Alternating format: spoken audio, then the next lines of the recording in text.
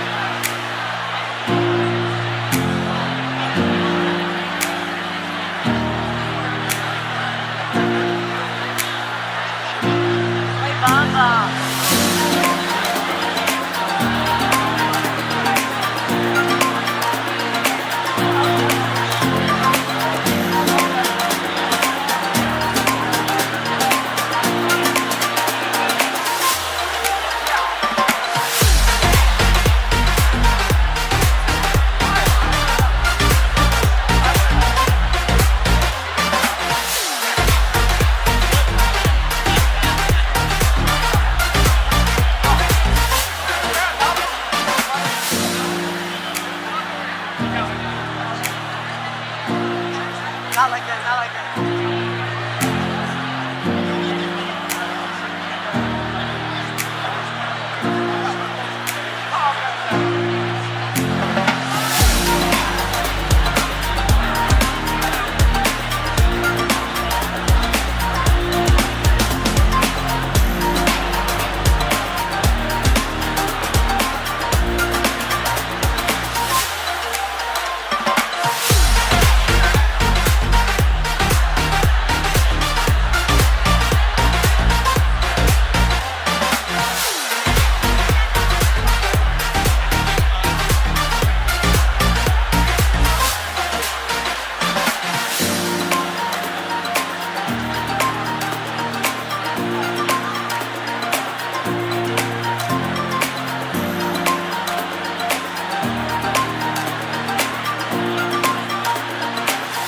As a courtesy to our presenters and fellow attendees, please silence all electronic devices.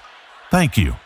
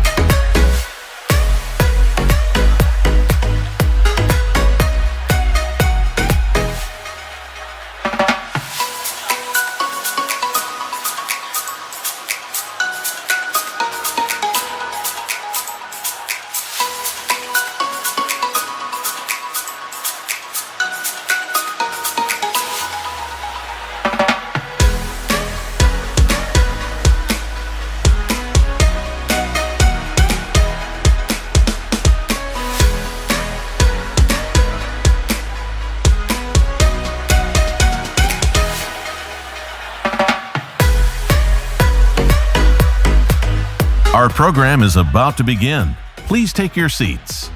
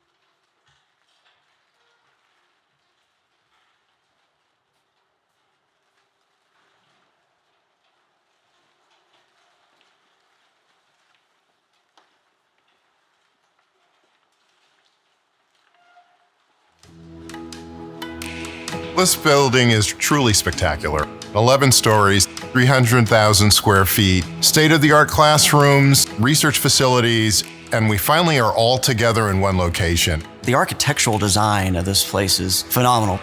Technology is really at the edge here. It has interesting sustainability features, including photovoltaics that are in the windows that are actually generating power. We want to be at the cutting edge as far as the capabilities of a building. It's a culmination of a lot of planning, a lot of hours, a lot of effort. For me and my family personally, I'm grateful that the university shared our family's vision for what this particular center could become. The next generation of business education is not in silos, but in interdisciplinary intersections. The best intersection is technology and business together. The center of Next is really thinking about where technology is going to go. Where is research going to take us? The opportunities are endless here in the Washington Capital Region, but more importantly, the seat of government. And government represents perhaps the most complex use cases for innovation in the world. This gives us the opportunity to be able to contribute both to our government, to our industry partners, and to be the leader in workforce development for the state of Virginia. The partnership that we have between the Marine Corps and Virginia Tech is really unique for us. Within our organization, we provide Marine Corps community services. And within that, we got a lot of disparate organizations, a lot of big data problems, and we need people like Virginia Tech to bring the best and brightest minds. I chose Virginia Tech because I really want to do more project-based learning. There's so many opportunities here in terms of, working with corporate companies. I'm actually even working on a project right now with Boeing in my project-based learning cohort. We are thrilled to have Boeing Corporation and Northrop Grumman as our initial partners. But now that we're here and have this opportunity to bring all of the pieces of our programming together, we are eager and anxious to work with a multitude of companies out there. I think over time, there's this wonderful collaboration that's going to be going on between really brilliant faculty, eager students, and industry that I really think is going to accelerate the rate at which we reach the center of Next. I'm very much excited about the platform we now have with that building opening up. There's a growing concentration of talent and businesses and opportunity in that DC metro area. And to be right there as it grows is so essential to building lasting relationships with partners. I think we're going to be able to use this as a platform to really grow the impact of Virginia Tech at a level that we couldn't have even dreamed of 10 years ago.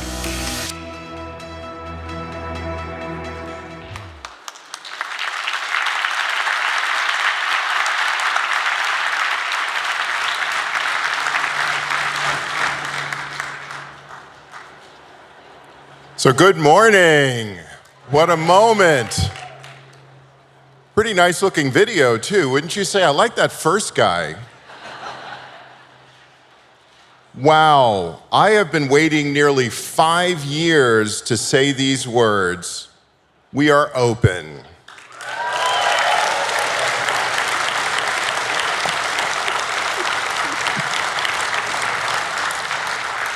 My name is Lance Collins, and I'm the Vice President and Executive Director of the Innovation Campus, and we are so honored to have all of you here to celebrate this historic achievement for Virginia Tech. I first would like to take a moment to recognize a number of people in the audience who have served a role in getting us to this point. In the interest of time, I'm just going to ask that we all hold our applause until I get to the very end. The first one is Governor Glenn Youngkin, who's not quite made it here. Guess what? Caught in traffic. So no one's immune. It's good to know we all share that pain. From the United States Senate, Senator Mark Warner and Senator Tim Kaine. From the United States House of Representatives, Congressman Don Beyer. From the Virginia General Assembly, Senate Majority Leader Scott Surville, House Majority Leader Delegate Charneil Herring, Senator Adam Ebbin, Senator Jeremy McPike, Senators Saddam Salim, Delegate Elizabeth Bennett Parker, and Delegate Michelle Maldonado. From the Governor's Office, Secretary of Commerce and Trade Karin Merrick, Secretary of Education Amy Guidera, and Deputy Secretary Zach Jacobs. Virginia Department of Veteran Services Commissioner Chuck Zingler, and Deputy Secretary of Veterans and Defense Affairs Joyce Reed. From the city of Alexandria, we have Mayor Aaliyah Gaskins, Vice Mayor Sarah Bagley, Councilwoman Jacinta Green, Councilman Kirk McPike, Councilman Kanik Aguirre, Councilman John Chapman, City Manager Jim Parajan, Deputy City Manager Emily Baker, Sheriff and alumnus Sean Cassie, and Alexandria Police Chief Tariq McGuire. From Alexandria City Public Schools, School Board Chair Michelle Reif and Member Tim Beatty. From Arlington County Board of Supervisors, Vice Chair Matt DeFerranti, Maureen Kofi, and Susan Cunningham. Former Alexandria Vice Mayor and Hokie, Amy Jackson, former City Manager Mark Jinks, Andy Off, and our partners at Metro, which I might add got me here this morning at our lovely Potomac Yard-VT station.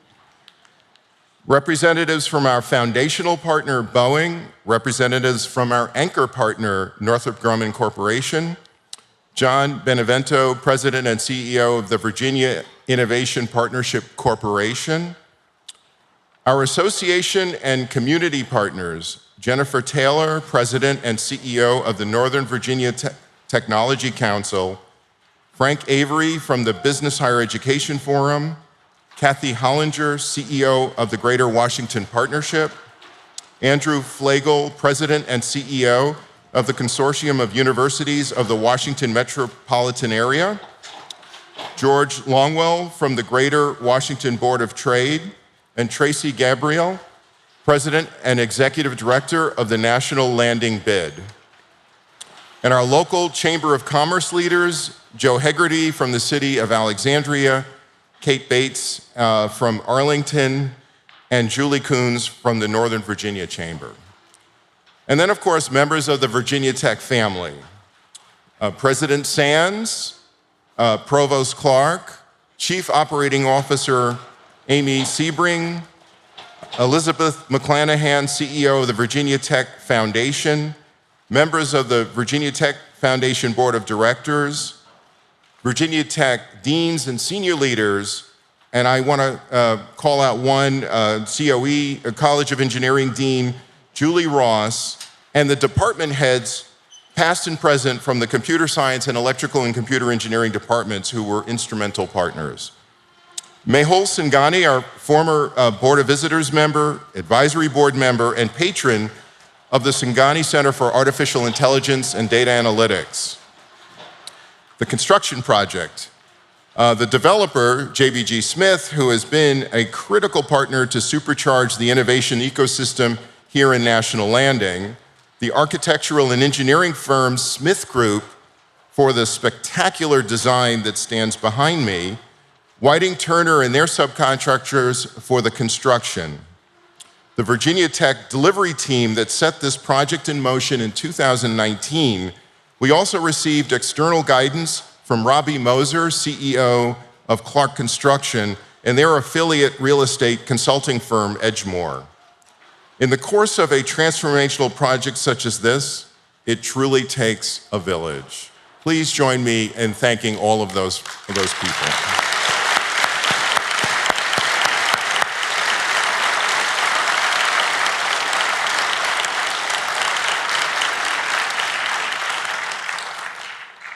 So I'm going to take a brief moment to talk about some history. When I first arrived at Virginia Tech, I was told about a legendary dinner that occurred in 2015. It involved a number of people that are sitting in the audience, including President Sands.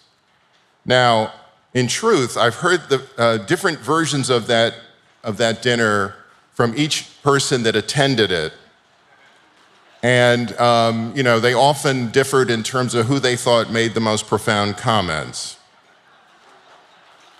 However, they all converged on one point, namely that Virginia Tech must grow its presence in Northern Virginia. So jokes aside, this early brainstorming is central to the outcome we are celebrating today. It allowed the Commonwealth and Virginia Tech to seize the opportunity that arose 2 years later when Amazon announced its HQ2 competition. Fast forward to today, Amazon and the Innovation Campus bookend the burgeoning tech district in National Landing.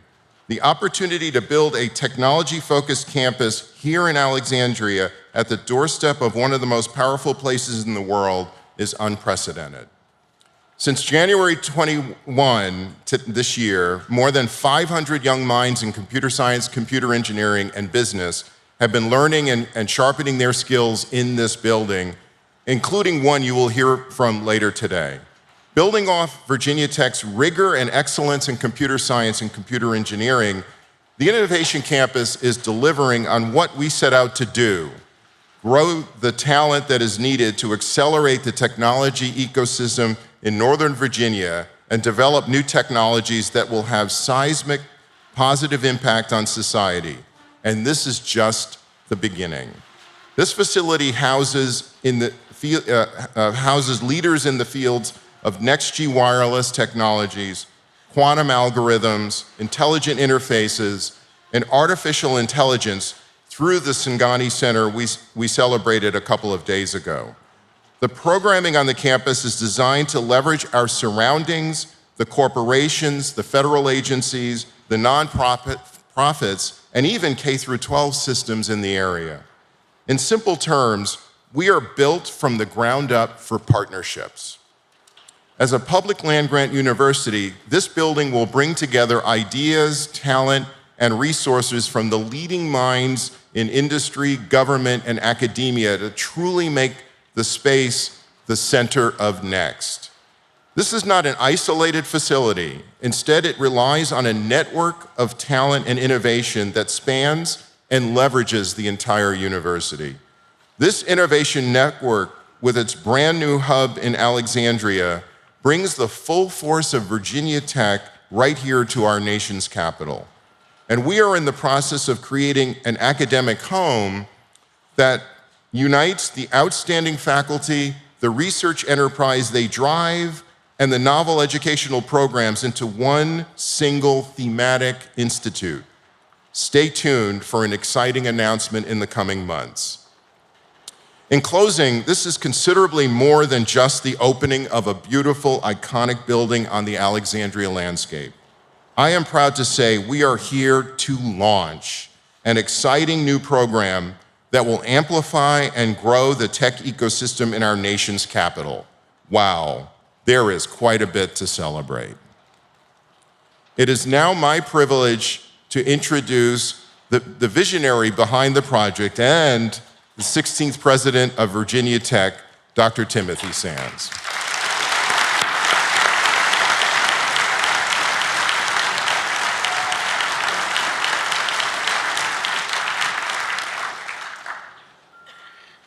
Wow, incredible. It just, I normally don't get emotional, but this is like my wedding. Sorry, Laura.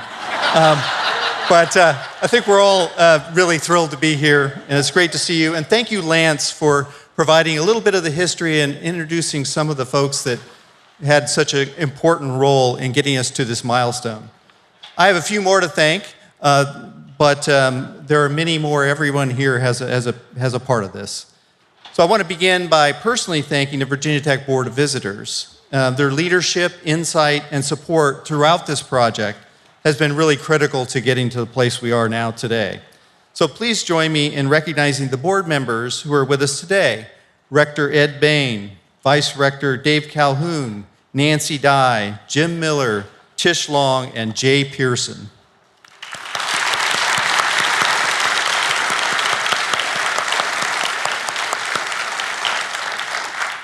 More than a decade ago, during my inaugural address, I used the term binary star to describe a unique opportunity. What if we could connect our main campus in Blacksburg and our growing health science and technology campus in Roanoke to our presence in Northern Virginia and the many unique opportunities, partners, and communities here in the DC area? we started engaging partners and began a conversation around creating a global innovation district in Northern Virginia. In 2017, Amazon announced what was dubbed as the Economic Development Opportunity of the Century, a public search for a second North American headquarters. Virginia Tech stepped up to support the Commonwealth's successful proposal, and here we are today celebrating the opening of Academic Building 1.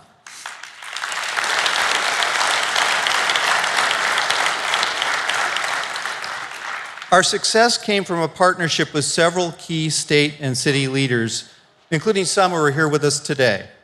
Former state delegate and House Appropriations Chairman Chris Jones, former Alexandria Mayor Justin Wilson, Stephen Moret, former president and CEO of the Virginia Economic Development Partnership and current president and CEO of the Strata Education Foundation, Jason Elkoubi, president and CEO of the Virginia Economic Development Partnership, Stephanie Landrum, president and CEO of the Alexandria Economic Development Partnership, Victor Haskins, now president and CEO of the Fairfax County Economic Development Authority, and Ryan Toohill, now director of Arlington Economic Development. I want to thank you all for believing in this venture and working with us to make today's celebration possible.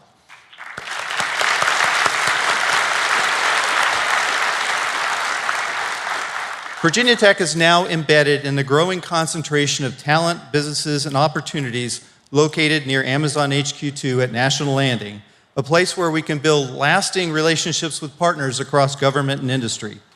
This new epicenter for technology education and research gives graduate students in business, computer science, and computer engineering access to experiential opportunities in the heart of the greater Washington, D.C. area's innovation economy. In a place with an incredible concentration of talent, opportunities, and potential partners, Academic Building 1 is a welcoming front door to Virginia Tech. It connects us with industry, policymakers, and more than 60,000 alumni who live and work in this region and now have a home base where they can gather as Hokies. Hokie Landing, as our Congressman Byer once said back in 2018. It also broadens opportunities for Virginia Tech across the Commonwealth. Virginia Tech researchers with the Fralin Biomedical Research Institute in Roanoke recently established a laboratory on the Children's National Hospital Research and Innovation Campus in Washington, D.C. to advance pediatric cancer research. Our National Security Institute is engaged in both Blacksburg and down the street in Arlington. We have an emerging coalition for smart construction in Falls Church and many other initiatives that have developed in the region over the years. The presence of Academic Building 1 here in Alexandria creates an opportunity to weave them into a network that will become a signature feature of a Virginia Tech education and research. It will support current and future partnerships in AI, intelligent infrastructures, interfaces, quantum science, and next-generation wireless. It provides an opportunity to develop an institute for advanced computing, as you heard from Lance, with a unique focus on project-based learning and research that aligns with the needs of the region's tech community and our industry and government partners. As we put all these pieces together, our goal is for every student, employee, partner, and alum, regardless of their location, to feel like they are part of a dynamic global network with the resources, spirit, and character of one university, one Virginia Tech. This is the innovation network that I know we can become. The growing network of innovation, discovery, and hands-on education supports the university's strategic priority we call Virginia Tech Global Distinction. It's the new manifestation of the engaged university, quite the opposite of an ivory tower. It creates partnerships that transcend disciplines and campuses, engaging people where they live and work. As we think about global distinction, I'd like to take a moment to welcome some representatives from our international partners and thank them for being here today. From the Swiss Embassy, Dr. Tracy Dove, Science and Technology Advisor. From the Embassy of India, Minister of Education, Dr. Vinod Bahade, and Aditi Walnuj, First Secretary for Education, Science and Technology. From the Taipei Economic and Cultural Representative Office in the U.S., Science and Technology Division Director Shirley Yang and Min Su. Professor Nermeen Sabri, Cultural Attaché and Director of the Egyptian Cultural and Education Bureau, and from Egypt's Alexandria University, President Abdel Aziz Konsoa. From the delegation of the European Union to the United States, Vasilis Kouteferis and Sergio Lopez. So thank you all for being here today.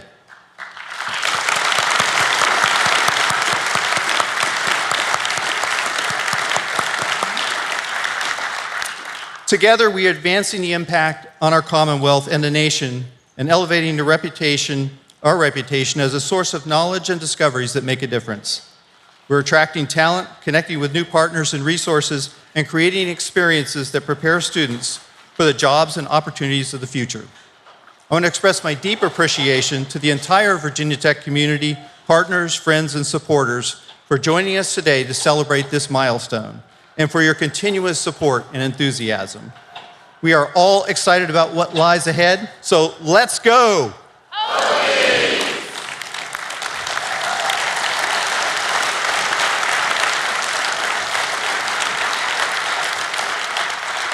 And now it's my great pleasure to welcome and introduce the 74th Governor of the Commonwealth of Virginia, His Excellency Glenn Youngkin.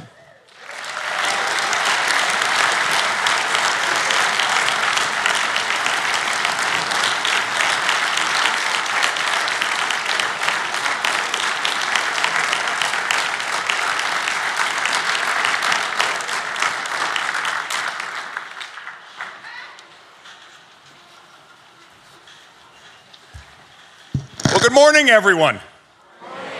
So it looks like we have a full house because we have an extraordinary statement to make today, that innovation is alive and well, not just in Virginia, not just in the Mid-Atlantic, but across the United States, and it's happening right here at the Innovation Campus at Virginia Tech.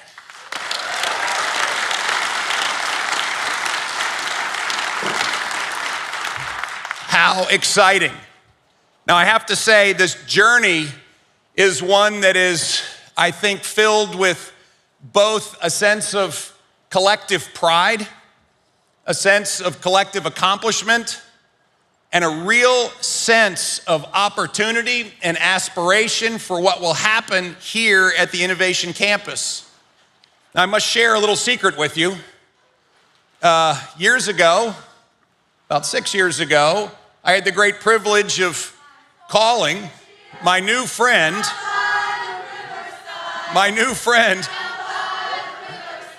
come on, here we go.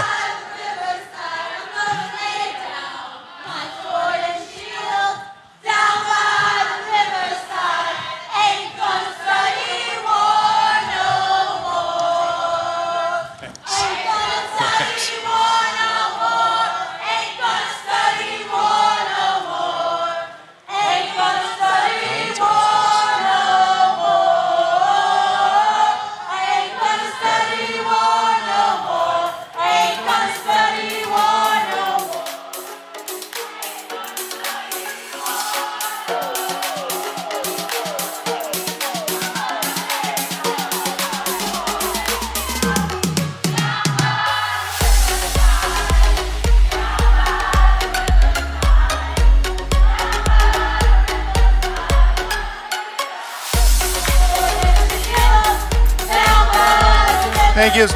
Please, time to move along.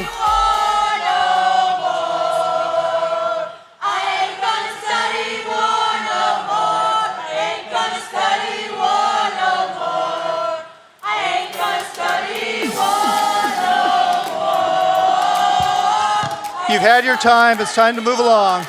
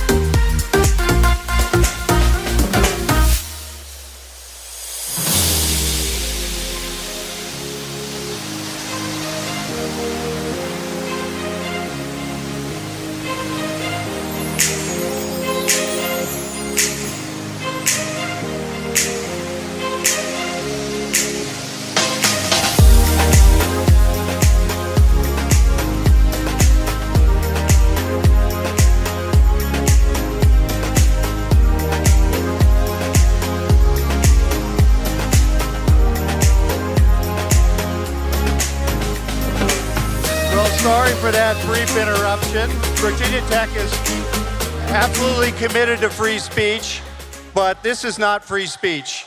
So I would like to ask the governor, if he's still here, to please resume his remarks and let him have his opportunity to make his thoughts known.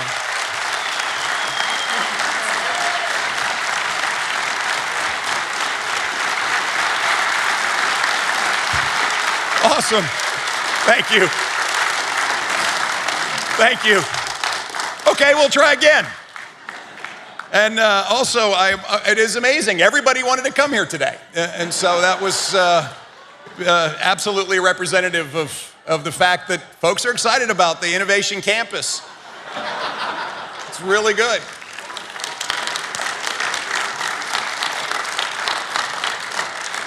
I do want to just share a little bit of this journey because the success today is about the milestone of opening, but of certainly not the destination of everything that this Innovation Campus is going to represent, which is tremendous opportunity. A few years back, well before I was ever in the political world, I had a chance to sit down with a group of leaders from really Northern Virginia, DC, but also up and down the region who had this vision for an innovation campus.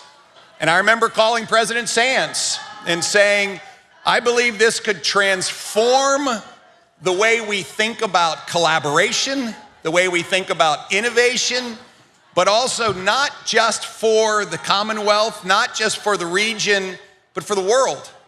And that should be our ambition. And the exciting moment today is that's exactly what this Innovation Campus is. It is that step into transforming the way we think about innovation, not just in the Commonwealth, not just for the region, but around the world. The collaboration that is going to go on here is going to change the way we do things. The way we think about advanced computing and quantum computing, the way we think about involving corporate and academic research in a way that builds collaboration, that drives forward to the application of what is studied and researched here. The opportunity for us to forge new ways of doing things. I remember when we had the great privilege of recruiting Lance to come. And that whole process was about finding the very best leader in the world. And when we all met Lance, we knew we had found him. And so once again, Lance, thank you for stepping into this amazing job.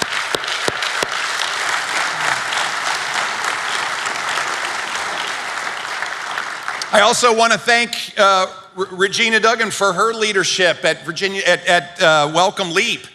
And most importantly, what that means, because again, this is about collaborations, this is about partnerships, and this is about expanding the way we think about things beyond just research. How do we build that research so that it is applied and incorporated? It spins off opportunities to start new businesses, to hire new people, and it is that virtuous cycle that will drive this Innovation Campus to become exactly what we all know it should be. I want to thank everyone who is here, but I particularly want to thank Senator Mark Warner. He was in that very first meeting with us, and thank you, sir. I really appreciated that time together.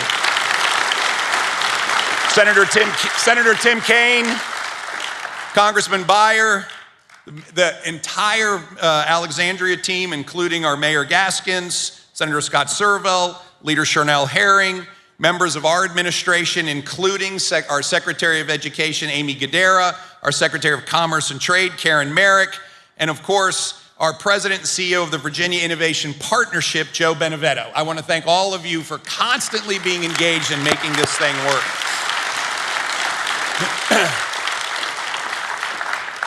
Now, governors in Virginia have the opportunity to cut lots of ribbons and to turn soil with lots of shovels. But the reality is projects last longer than 4 years. And I know now Senator Kaine and Senator Warner know what I mean by that, because they both served the Commonwealth as governors. Projects last for a long time, and we hand batons to each other in order to progress important things. And this is a baton that has started before I became governor, and it's a baton that was passed to me, and it's one that I will look forward to passing on to our next governor, to make sure that the Innovation Campus and all that it represents are flourishing. But where we stand today is a moment where technology and innovation are unleashing opportunity. I just happened to see a national headline that said 2025 is going to be the year that technology redefines the future. Now, the reality is, I think every year is the year where technology redefines the future. But we have an opportunity here to continue to redefine that future every single year, profoundly changing the direction of so many important discoveries and applications. And we are so blessed that Virginia has the talent, the capacity, and the will to do exactly that. And that's what's going to happen here at the Innovation Campus, a campus that started its first class before there was ever a building, with 75 extraordinary students back in 2020. And today there are 455 students in the program, and it continues to grow. And if you are a student involved here at Virginia Tech or any place else, would you please either stand up, raise your hand, because we want to celebrate you. Here we go. Back here, back here, back here, back here, back here, over here, over there. Look at all these students. Now we're talking.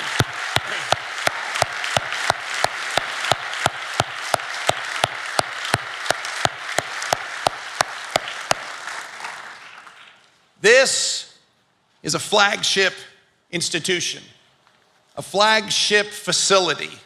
And as I said, we will break grounds doing amazing things that will in fact redefine not just the future in 2025, but we'll do it again in 2026, 2027, and onwards. What I'm also very excited about is that this facility also recognizes the talent both outside Virginia and inside Virginia. 50% of our graduates will be Virginia residents. And that is a big commitment to Virginia students, that you have an opportunity to perform, study, apply, discover at a place like the Innovation Campus. At the heart of what's going to go on here is the future and pulling the future forward, and then spinning out those innovative companies that might want to develop further and apply the technology that we are researching here. And could there be a better place to do that than Virginia? When our administration started, I set a goal for us to have 10,000 new startups, high growth companies that are adding to this amazing business environment in the Commonwealth and in this region. And I thought it would take us 4 years. Well, it took us 2 years for 10,000 high growth, innovative startups to get started in the Commonwealth. And then I thought, well, would it be too ambitious for us to double it to 20? Well, I can tell you in 3 years, we have seen 15,000 high growth, innovative startups in the Commonwealth of Virginia say, we are open for business and we are growing. And this Innovation Campus will add to that number. They will accelerate Virginia's ability to provide that kind of entrepreneurial opportunity. And that is at the heart of what we'll see grow around here. It also pulls forward the pipeline of extraordinary education, K through 12, our higher ed undergraduate courses, and of course, our amazing advanced education that goes on at the master's and the PhD level. I again want to thank the collaboration of our K through 12 schools in the area, Virginia Tech, and all the other higher ed institutions that are involved in this most important step to develop tech talent across the Commonwealth. Innovation is vital. Innovation enables, but also innovation feeds the aspiration to go where no one has gone before. And that will happen here. I say frequently that in Virginia, we don't follow, we lead.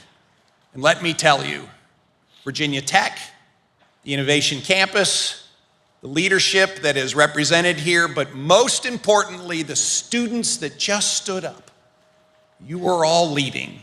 And I can't wait to see the future that all of you not only discover, but help define. May God bless you, and let's say it one more time. Let's go Hokies. Thank you.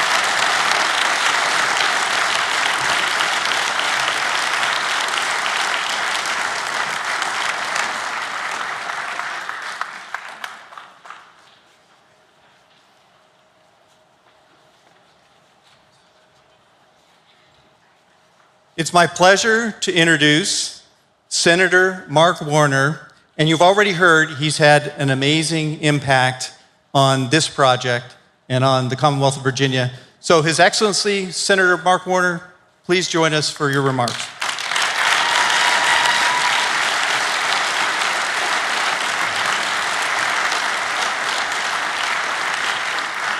Well, thank you, Tim. Thank you for that introduction. And I will, Lance, you made mention of that infamous dinner. I'm not sure who made the most important point, but I do know where it was held, in my dining room. And Governor, we actually had known each other beforehand, because both being kind of in the capital business in Northern Virginia. And we served together on the Innovation Advisory Board, and going through that search for Lance, and to see, would this ever come to pass? And the fact that it is here right now, and I see folks who are intimately part of that, is an enormous success. And you did make mention of the fact that we pass the baton every 4 years. I always thought we ought to get more than 4 years, but we're the only state in the country where you don't get introduced as now we present the governor, you get introduced as His Excellency the Governor, and people have to stand up, so that's pretty cool. Although I have to acknowledge in front of this Hokie crowd that I have been doing this stuff for a while, because I always had in front of any Hokie crowd my absolute go-to line. And I used it on the band over here, Tim. I went up and I said, "Hey, you guys, do you know who got the Hokies into the ACC?" And there was like,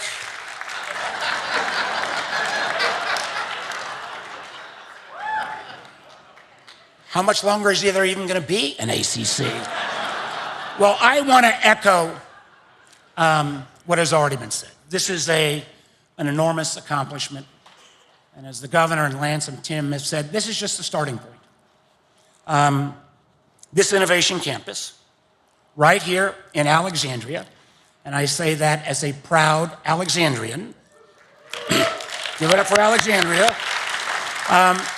allows this world-class university now, to range from Blacksburg to Alexandria, and as Tim has mentioned, with literally hundreds of outposts all across the Commonwealth.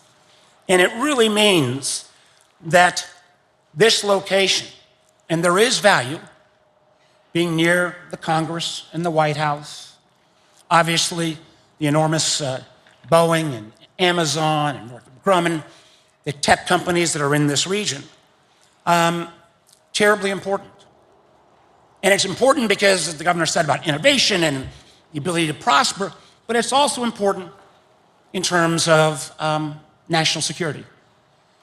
And let me quickly say, the protesters who came in here today, I didn't necessarily agree with their disruption, but I absolutely agree with their right to raise their voice. Because the truth is, if they had raised their voice in authoritarian nations anywhere around the world, they would have lasted 30 seconds and been drug out in handcuffs. And that notion in America that we can agree and respectfully disagree is something that is a part of our secret sauce. Now, as chair of the Intel Committee over the last number of years, I increasingly recognize that national security, quite honestly, is not going to be defined by simply who has the most tanks and guns and ships and planes. It is increasingly a competition around technology, in particular with China. China is a great, great nation, and they are investing at a rate that, frankly, we used to invest in the post-Sputnik era. And that's why this public-private partnership in innovation around AI, around quantum, around wireless, is so critically important. And that will all take place at this innovation campus. And that's what these students will be part of. We have to grapple with this. Frankly, the race for AI and the race for who has enough energy to power that AI will be probably the most determinative factor of who wins in the 21st century. But that also means we have to acknowledge, and I have to, maybe it's uncomfortable too, a little bit of the elephant in the room. For those of us in Congress right now, it's a hard time. And one of those hard times where I think the current administration is making a huge mistake is saying, even though Congress has mandated these funds for research and development, to arbitrarily cut those and freeze those. If we want to compete,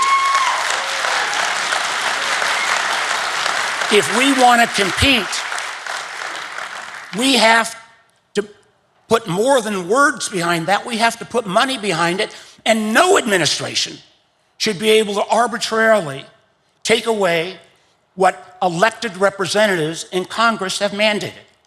So I will stand with our universities, with our professors, with our students, making sure they get the tools they need that include the funding to make sure that we can compete with China. It is important for Virginia, it is important for America, it is important for the world.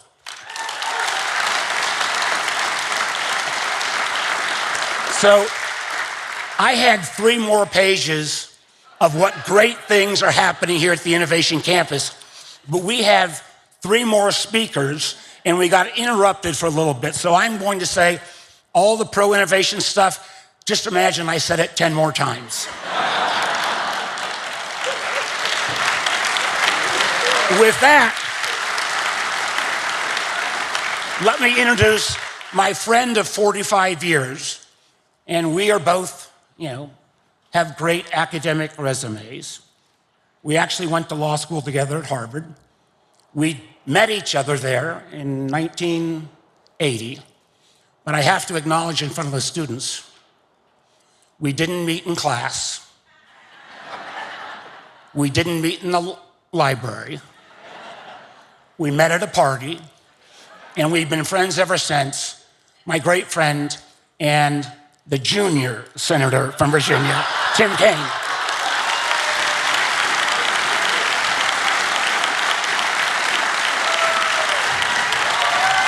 Thank you, guys. Good morning. How beautiful. We've done that shtick a few times.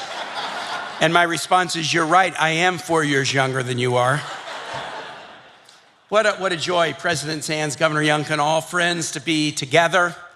I love when Virginia Tech succeeds. I love when any Virginia university succeeds, but I got a particular love for Virginia Tech.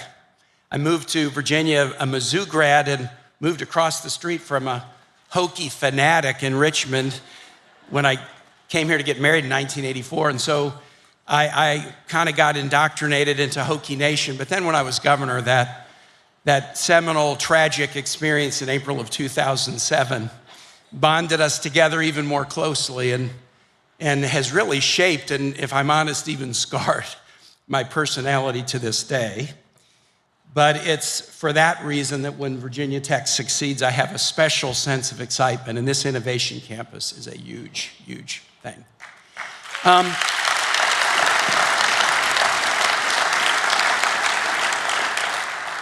I just want to focus on one synergy and why we need this innovation campus, and that is the proximity of this campus to the Pentagon. I'm on the Armed Services Committee. I am the lead Democrat on the Sea Power Subcommittee, ships, subs, Navy, Marines. One of my kids is a Marine. And as I think about the challenges in the world today, from a defense perspective, I sort of think of three kinds of innovation that we need. Innovation in talent, innovation in technology, innovation in cooperation. Innovation in talent. You know, talent is equally distributed among human beings by God. Every country, every race, every background, it's equally distributed, but it's not equally developed. And one of the things that we have to do in focusing on talent is recognizing that it comes from everywhere, different skin colors, different languages, different immigration statuses. And our job is to develop it, celebrate it, incentivize it, reward it, recognize it. Virginia Tech knows this so well. One of the people I think about when I think about April of 2007 is Liviu Librescu. Some of you know his story, some of you don't. A Romanian Holocaust survivor who became a global expert in aerospace and mechanical engineering, who not only survived the Holocaust, then he survived the pressures of the communist government of Romania because he was Jewish and because he wouldn't embrace party orthodoxy. He found his way to Virginia Tech for a one-year teaching fellowship and then decided he loved Blacksburg and Virginia Tech and stayed. Talent can come from anywhere, under any circumstances. I still am saddened by the fact that a guy who could survive the Holocaust and communism couldn't survive the American carnage of gun violence. But one of the ways this center will be innovative, and I could tell as I looked at the students who were standing up, is in the students and in the faculty and in the partners embrace diversity. There's nothing to be frightened by about it. It has made Virginia Tech strong. It's made our nation strong. It makes Virginia strong. It will make this campus strong. Second, innovation in talent, in technology. You've heard from the real technology senator. Mark is the technology senator. I'm the Luddite senator. Mark is the PM senator. I'm the AM senator. He's the pessimistic senator. I'm the optimistic senator. So I'm not going to talk too much about technology because you've got more experts here than me, but let me just tell you, we got a lot of challenges. The GAO came out with a report yesterday about ship and sub building, really important in Virginia, and it's about 70 pages long, but I'll give you the punchline. The U.S. Navy has not been able to produce ships and subs or repair ships and subs on time, on budget, and yet the U.S. Navy keeps doing the same thing every year with the belief that the results will somehow be different. Never worked, not going to work. And so we need dramatically different ways of thinking and innovation to conquer that challenge, but to conquer so many other challenges. What percentage of our platform should be manned or unmanned, et cetera, et cetera, et cetera. You will help us solve those questions as to the deployment and development and conceptualizing of new technologies here. And finally, innovation and cooperation. I was in Finland over the weekend in a snowy birch forest in southern Finland with the Virginia National Guard, who partnered together with the Finnish Army. The governor was there last year to sign the state partnership program agreement. And I saw cooperation in action. Virginia Guardsmen and women trying to fire Finnish rifles that they had never handled before, and learning from the Finns about mining and demining, and the Finns learning from us about what we do so well through multiple deployments, as many of our Guard members had. This is a world where you can't do it on your own.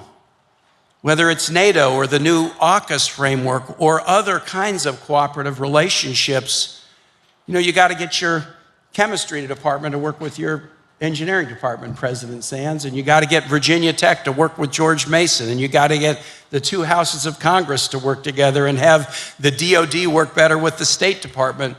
But we need to work better with NATO and other allies. We need innovations in cooperation and relationships, because if you just get the first two, the talent and the technology, but you don't advance on the relationship and cooperation side, the investments and achievements in the first two are not going to really amount to so much. The great thing about innovation is it proves a lie to a mathematical truth. The mathematical truth, Sister Perpetua taught me this in second grade. Tweetzoip, the whole is equal to the sum of its parts. It's a mathematical truism. In life, the whole can be equal to less than the sum of the parts. Just consider the United States Senate, for example. That's a joke. I mean, but in life, the whole can be equal to more than the sum of its parts. If you innovate, if you cooperate, if you build relationships. That's so worthy of celebration. I'm thrilled to be with you today. And now let me introduce a neighbor, but who's more than a neighbor. Scott Surville is the Senate Majority Leader and will speak really on behalf of all of the legislators, Senate and House, current and former and future, who have played or will play a part in the success of the Innovation Campus. Senator Surville.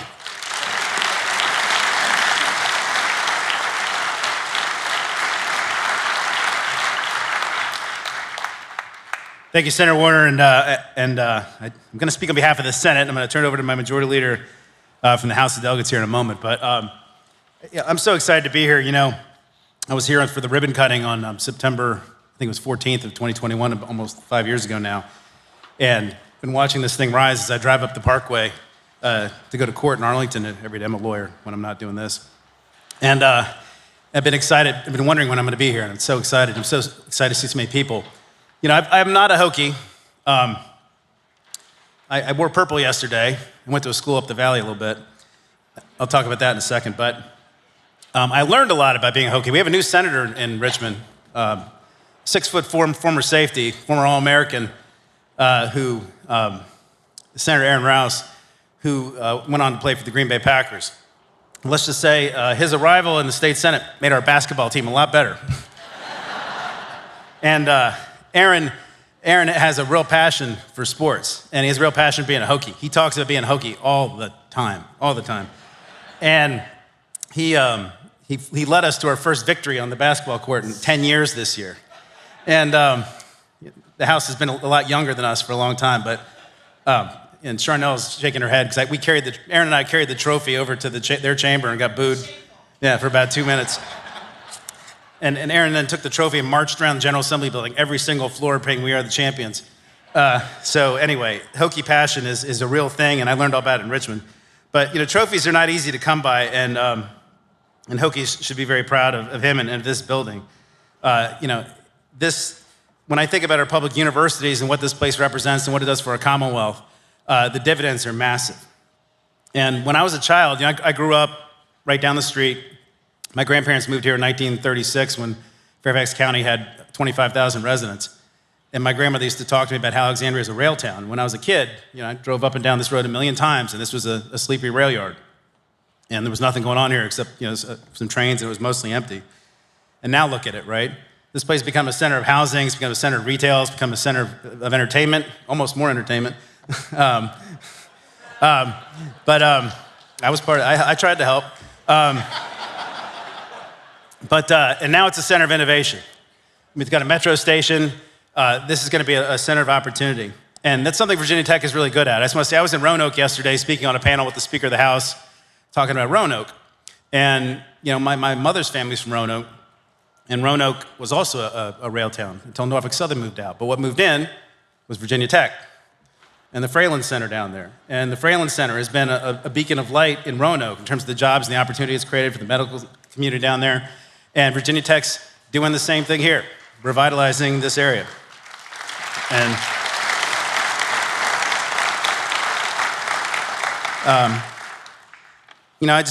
this campus has a real opportunity to be a real catalyst to our Northern Virginia regional economy and an opportunity.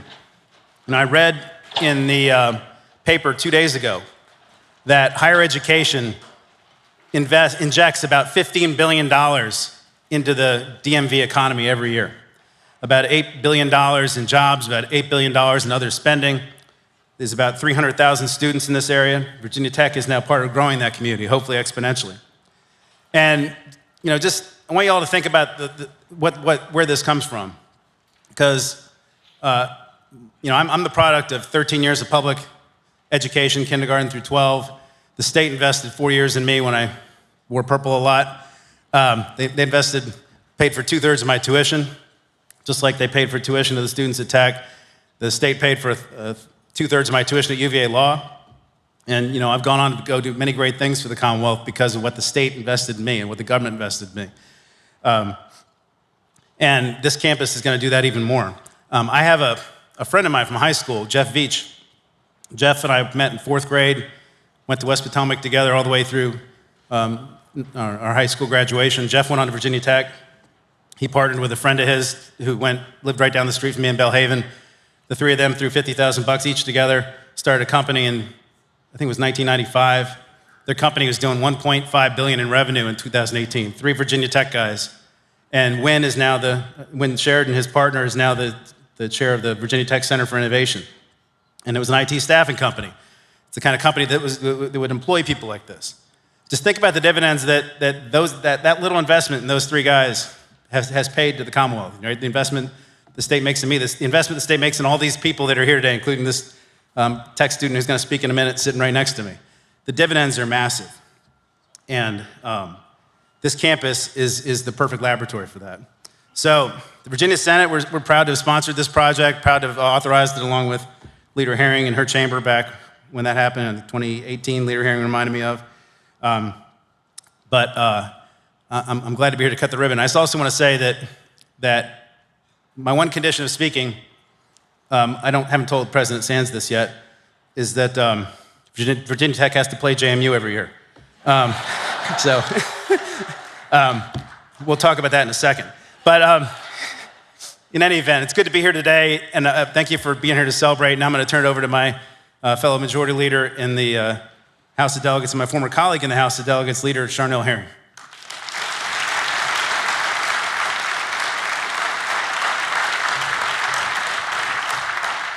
Good morning, everyone. And like Scott, I did not go to Virginia Tech. I went to George Mason University. But I donned on my burgundy and I have my orange, and because like Senator Kane, it's a celebration. It is so good when our Virginia universities do well. I am so excited about today because this state-of-the-art facility stands as a testament to Virginia Tech's and Alexandria's partnership and commitment to foster innovation, education, and economic growth in the Commonwealth. President Sands and Vice President Collins, you all have a lot to be proud of. I congratulate you and your entire team that made this possible. Truly, a lot of work. So we know this started a while ago, and when Virginia Tech and the Commonwealth announced the establishment of this campus, aiming to address the pressing demand for tech talent across the region, and now the vision is a reality. This building welcomes hundreds of dedicated and eager students, along with esteemed researchers and faculty. Together, they will delve in advanced studies, computer science, engineering, and other cutting-edge disciplines as AI. The presence underscores the confidence that industry has in the potential of this campus and Alexandria to shape the future. I'm particularly proud of Virginia Tech's dedication for our children, K through 12. Last night, I got the opportunity to go to the Innovation Lab, where I met a first grade teacher who taught me a little bit about coding and exactly what she taught her students, which is really impressive, that these children have the opportunity to learn and probably dedicate themselves to these sciences and these mathematic sciences. I'm just really excited, and thank you, President, for your dedication to our children. Greatly appreciate it. I'm also proud I have to mention them again. Elizabeth Bennett Parker is here with us, as well as Senator Adam Evan. This actually campus sits in their district.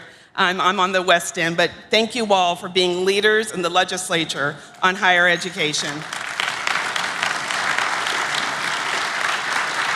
And my partner in the Senate, Senator Leader Serval, thank you for all your work. And as we celebrate today, we are not merely opening a building, we are opening doors to endless possibilities. The Innovation Campus serves as a beacon of talent, a hub for groundbreaking research, and a catalyst for economic prosperity in Alexandria and beyond. Now it is my honor to introduce Virginia's and Alexandria, I call you Virginia's mayor, I'm sorry. I'm just a big fan of our only second woman mayor, Aaliyah Gaskins, third woman mayor. Please come up.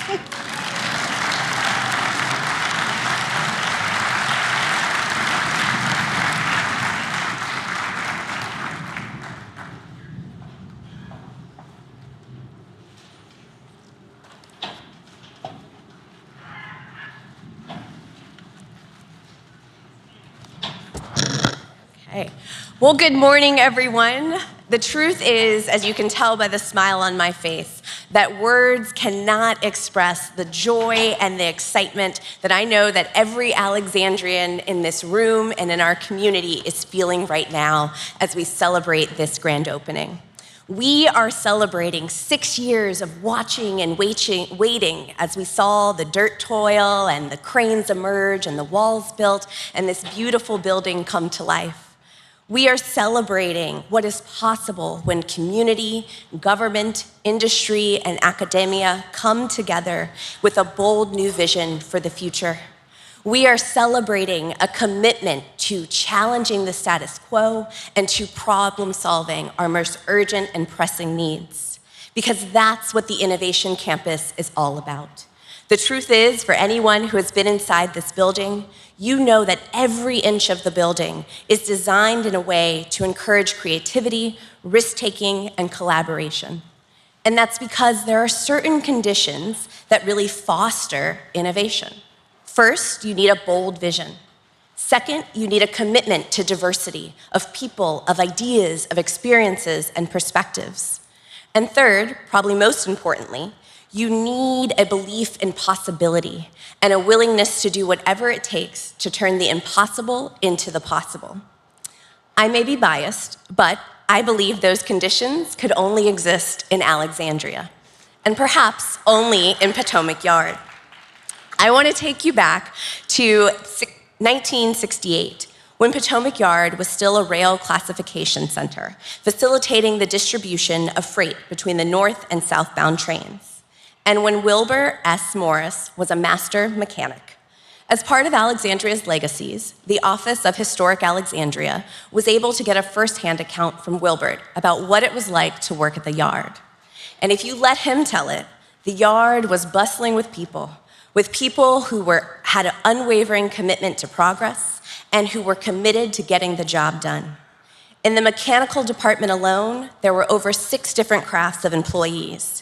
There were inspectors, blacksmiths, electricians, pipe fitters, boiler makers, and machinists. And in Wilbur's words, there were times when we had derailments, and there were times when we had problems. But I showed up to solve problems. We had cooperation between every one of those departments in the yard, because we had to be a team in order to receive and dispatch as many trains as we did.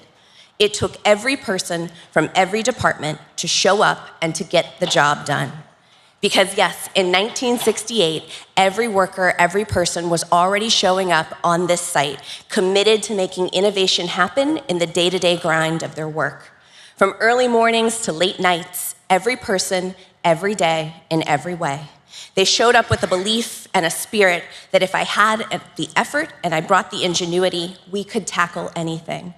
And that is why I think this grand opening is so exciting, because it's in stories like Wilbur, but also in the ground that we stand. That is a reminder that Potomac Yard has always been, and thanks to Virginia Tech, always will be, a place where we create solutions for the future, solutions that not only benefit Alexandrians, but solutions that stretch far beyond her borders. We are a place of innovation because we are a place that welcomes new ideas, and we are a place that welcomes opportunity. This is our story, and it is also the story of the partnership that we get to share in with Virginia Tech. It is why more than 500 graduate students are already taking courses here, creating one of the most diverse graduate technology campuses in the world. It is why more than 55 high-achieving faculty have chosen the Innovation Campus as the place where they will do their legacy-defining research. It's why more than 1,100 designers, architects, planners, engineers, and construction workers have come together to move this vision to a reality. This site once played a transformative role in our economy and in our region, and today we are reminded that it will once again play that role. For Alexandrians, today represents the cornerstone for the future of the most inclusive and innovative connected tech community in the world. Today represents new opportunities for our K-12 students to learn about engineering and math and emerging technologies. Today represents the next phase of an impactful partnership that is already bringing a more entrepreneurial spirit to our city government and helping us solve our most pressing problems. Today represents the beginning of a vision realized. At its full build-out, this campus will support about half a dozen research areas of excellence. And the research that is created here will spill out into our neighborhoods, in our city, across the region, and throughout the world. And I can tell you, I've already been lucky enough to experience what is possible here. Last night at the reception, I had the opportunity to meet with Dr. Konosawa, the president of Alexandria University in Egypt. We started talking about some of our shared challenges. Specifically, we started talking about flooding.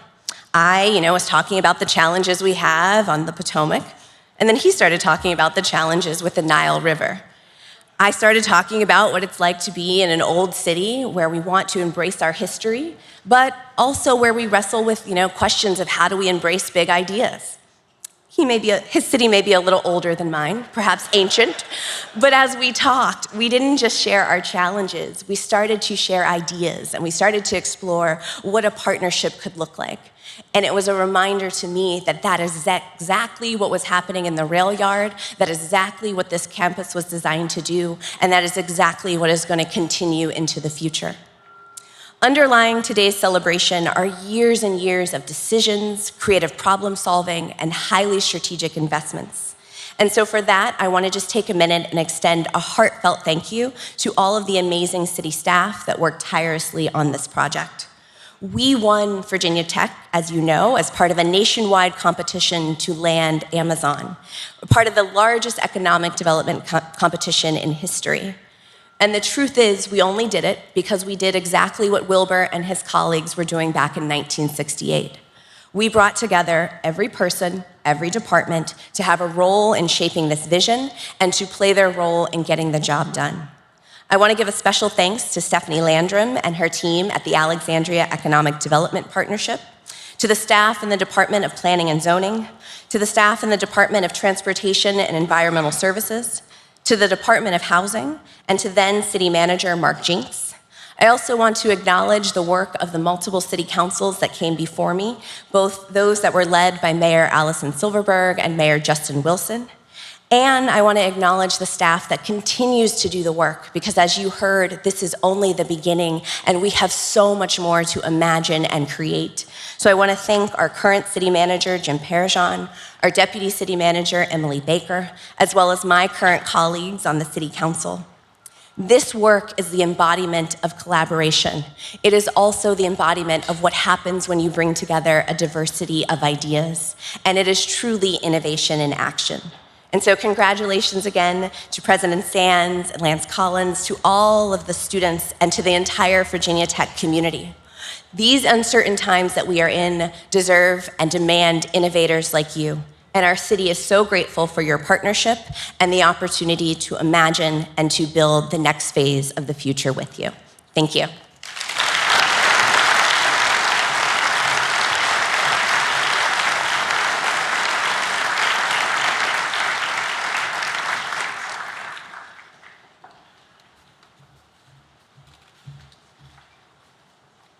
Hi, thank you, Mayor Gaskins.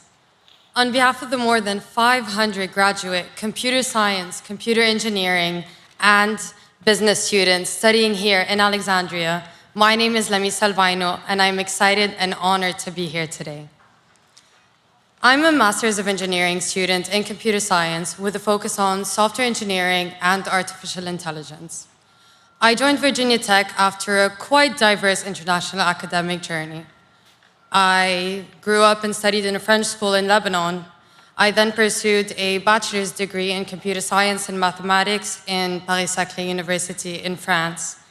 I was then part of an Erasmus program as an exchange student in Universidad Complutense de Madrid in Spain. And then I finally completed a certificate in robotics, communication, innovation, and networking at the RWTH University in Germany. So why Virginia Tech? Well, passion about technology and problem solving, seeking innovation, hands-on learning, and educational excellence in a leading American university My journey led me to Virginia Tech to proudly become part of an institution that is committed to shaping the future of technology. And what an incredible journey it has been. Being a student in this new and unbelievable facility here in Alexandria, being part of this hub of collaboration and creativity, where students and faculty come together to push the boundaries of what's possible in technology, benefiting of the resources and connections here, and getting direct access to the most exciting opportunities here, making it an ideal place to grow and innovate. I'm also deeply grateful to be a Boeing Scholar. This scholarship has not only provided me with less financial stress, but it has also connected me with a network of inspiring professionals who are leading the way in the industry. I want to take the opportunity of me being here today to extend a heartfelt thank you to Boeing for investing in students like me and helping to shape the future in tech. Your support has been invaluable, and I look forward to carrying forward this innovation, the spirit of innovation that this scholarship represents. So, upon graduation later this spring, I choose to advance in my career, to explore, to learn, and to implement my skills and knowledge right here in the Northern Virginia area, where I was actually born. So yeah, thank you.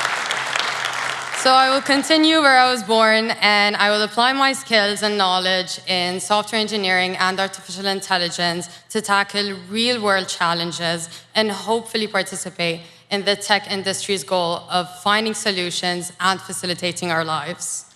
I will then join the rank of nearly 400 Innovation Campus Hokies who are now helping to grow the tech ecosystem in this region.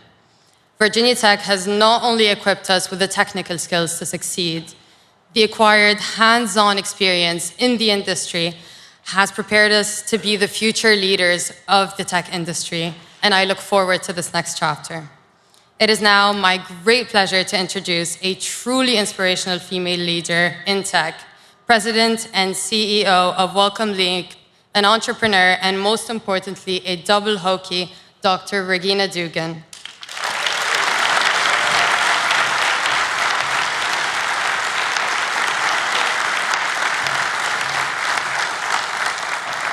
Good morning. Wow. What a great day. I want to start with a story this morning. Back in 2007, Team Victor Tango, a group of aspiring engineers and geographers, optimists and innovators, took a trip from Blacksburg to California. They were one of nearly 90 teams competing in the DARPA Urban Challenge, a contest to build an autonomous vehicle that could navigate 60 miles of an urban environment in under 6 hours. A tall task 18 years ago, made even taller by a tragedy. Earlier that year, a gunman killed 32 people on campus. Classmates, friends, members of the community ripped away.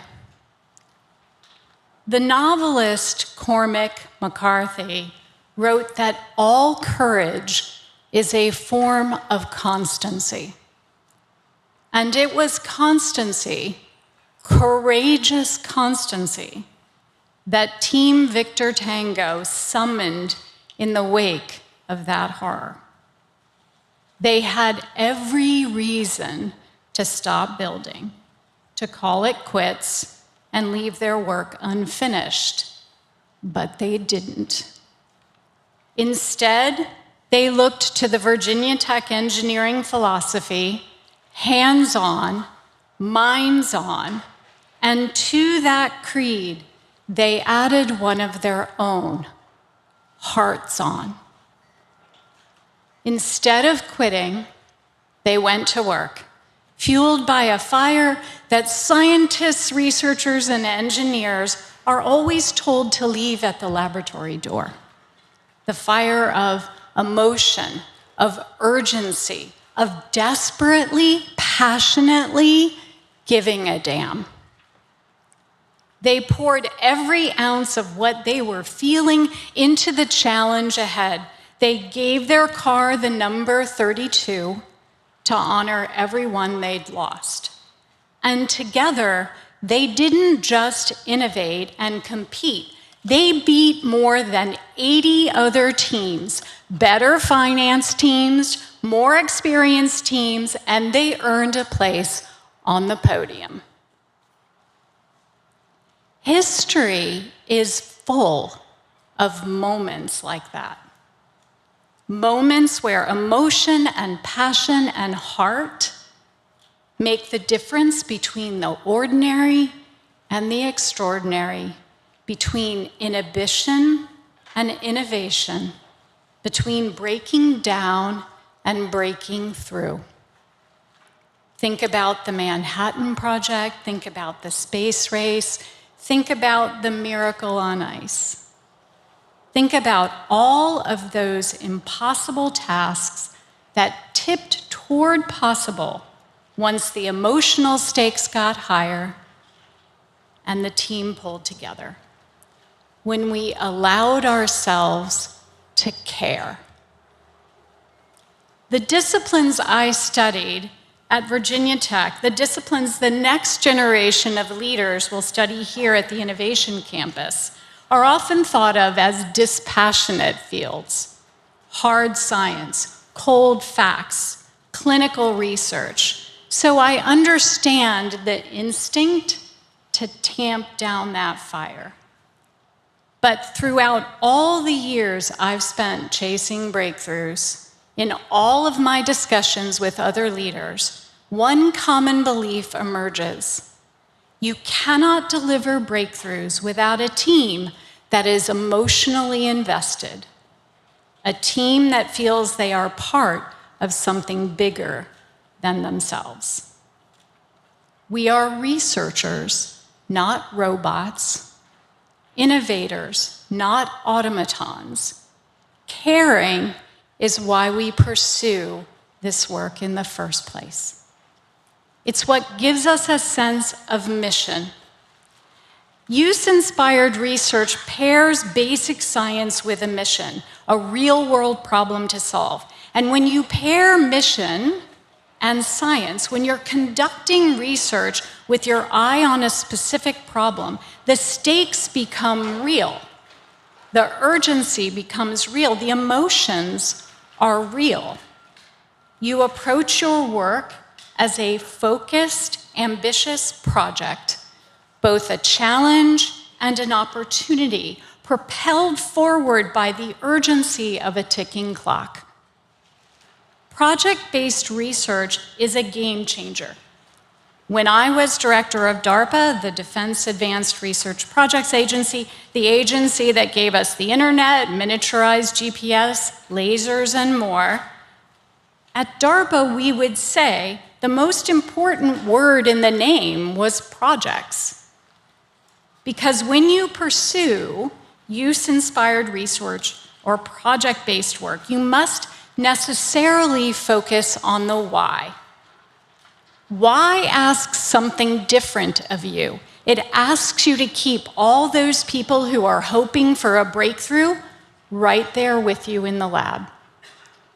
It asks that all of those people whose lives will be fuller, longer, or safer because of the work that you're doing be right there with you in the lab. And when we do this, teams unite. They begin to depend on each other.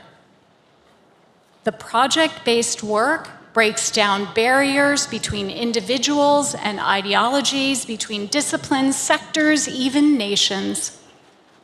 And when coupled with the power of emotional engagement, that's when we stack the odds in favor of breakthroughs.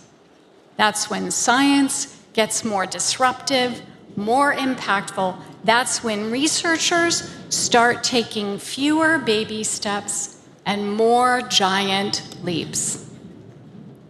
I can tell you from experience, whatever field you're in, engineering, biology, business, chemistry, computer science, once you get a taste of this emotionally connected, collaborative, project-based work, it's hard to go back to taking baby steps. The new Virginia Tech Innovation Campus is built on this belief. It promises to be a hotbed of project-based learning across disciplines, a crucible of urgency and purpose, a place where students are not asked to check their emotions at the door, a place where students learn to harness the power of caring to accomplish extraordinary things. Now, I am here to tell you that approach gets results. I saw it as the director of DARPA, and I see it now as the CEO of Welcome Leap. Let me give you 3 examples of what that looks like. First, let's talk about working across disciplines. Depression haunts over 260 million people worldwide every day. Every year, 800,000 people die of depression.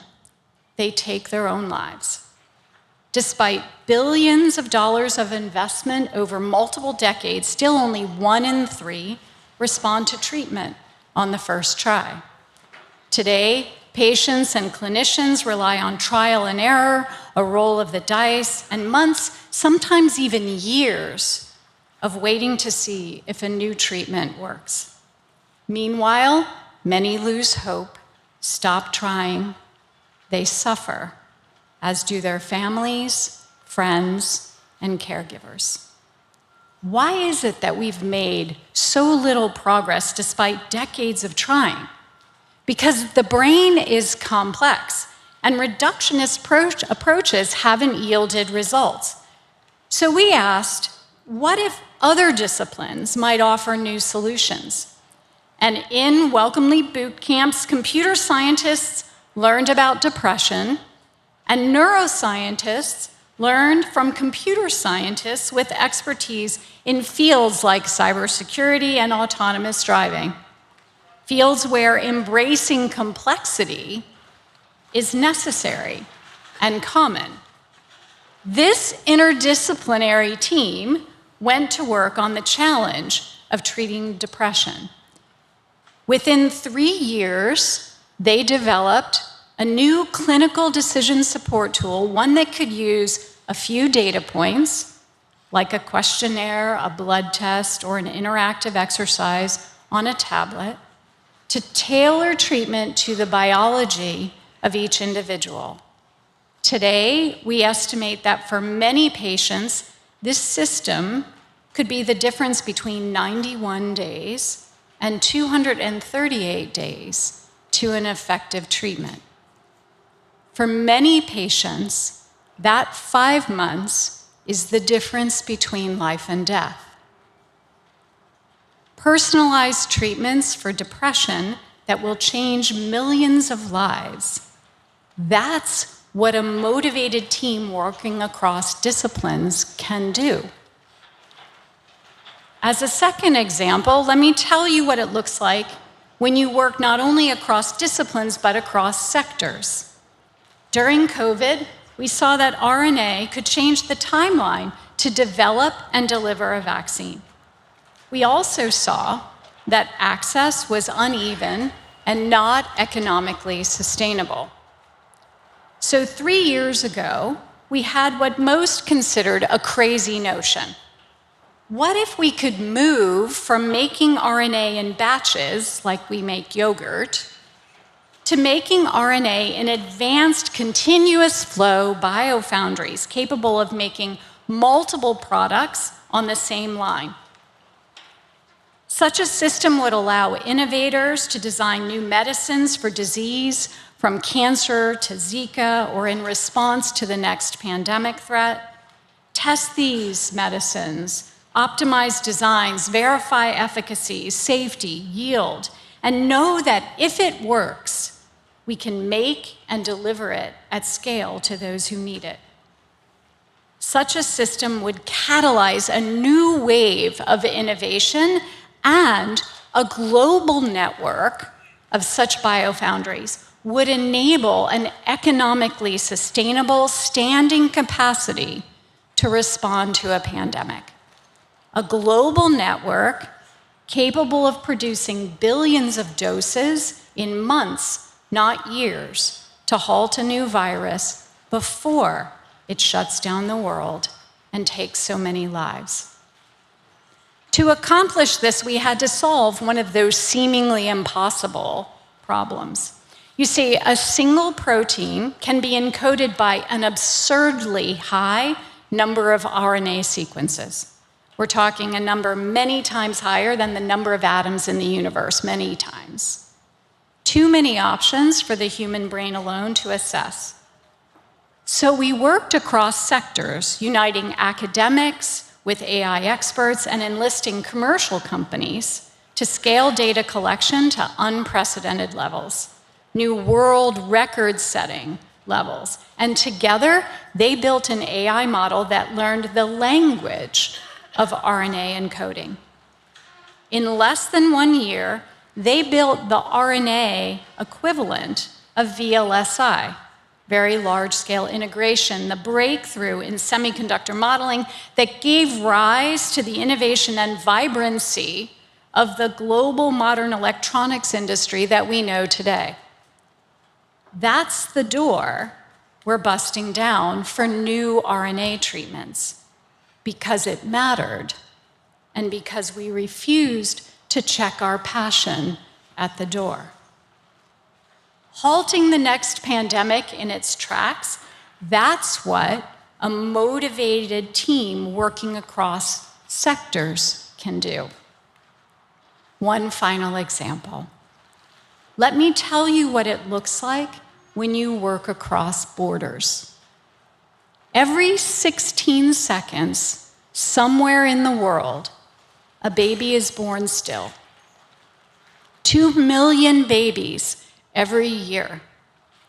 We tend to rationalize these deaths. We pretend that stillbirths are just nature's way, that these losses are not preventable and therefore somehow acceptable. That's not true. Only 7% of stillbirths can be attributed to a genetic or a structural abnormality. That means 93% of those deaths are potentially preventable. In the US, stillbirth claims 10 times more children each year than cancer. Since 2015, we've spent 33 times more researching childhood cancer than stillbirth. It's not a competition. Cancer research is vital.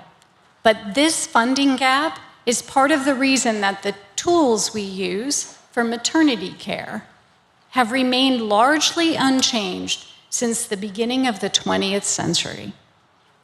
Not the 21st century, the 20th century. Tape measures, dipsticks, blood pressure cuffs, ultrasound. This was a problem calling out for an urgent new approach. So we assembled a global team of researchers in 100 days. Within a year, they had line of sight on a new maternal blood test that could predict key risk factors for stillbirth: fetal growth restriction, gestational diabetes, eclampsia, with greater than 80% accuracy as early as 12 weeks. Humanity has never before come close to that level of insight into early fetal health and development. It means that primary care physicians, clinics, and community health workers would have new tools to assess the risk of stillbirth early in a pregnancy. And before you think stillbirth is a challenge only in other places, let me tell you that it is a challenge here in the US as well. The stillbirth rate in Arkansas is twice that of the best state in the nation. As of 2023, 37 counties in Arkansas were classified as maternity care deserts. And across the world, in a single hospital in Uganda, in 1 month, May of 2023, 3 babies died every day. A mother in Arkansas has a lot more in common with a mother in Uganda than you may realize. Eradicating stillbirth, that's what a motivated team working across borders can do.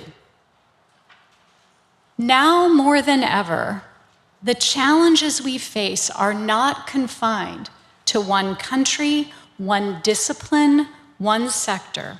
Climate change, pandemics, the dark side of AI, these problems cannot be solved in isolation. Tensions are rising across the globe. People are desperate for solutions. But lately, when they've looked to science for the answers they need, when they've needed us to match the urgency they feel, they've been disappointed. The problems of the world are racing ahead, and far too often, we're still taking baby steps. We cannot lose hope. We cannot lose faith in our ability to deliver real solutions. We cannot give in to cynicism, turn away from one another, or from the world. In a moment like this, business as usual just isn't going to cut it anymore. It's no longer enough for us to tinker around the edges of science and innovation. People need more. They need extraordinary breakthroughs, not in the future, but now. Each of us can decide if we will contribute to building faith in a better future. And on this campus, Virginia Tech students can help light that fire again. You can foster a new way of doing science with teams that transcend every boundary, with projects that are focused and ambitious, with the urgency and purpose that make us better and bolder and happier, more emotionally engaged in our work. The urgency and purpose the world needs from us today. That is how we eradicate not just stillbirth, but cynicism. That is how we cure not just depression or disease, but despair. That is how we halt not just pandemics, but pessimism, because that is the project of our time. My wish for everyone who comes to call this campus home, every scientist, leader, person here today or hearing this message, is that you will meet this moment with passion, with resolve, so that one breakthrough at a time, we can turn a disillusioned world toward possibility, so that together we can turn a doubting world toward hope. Hearts on, Hokies. Hearts on.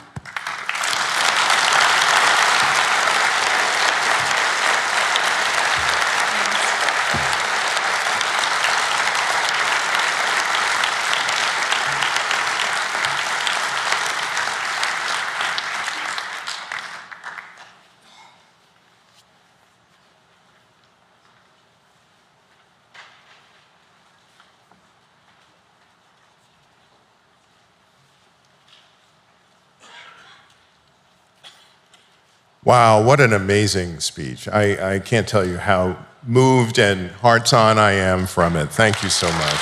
Regina.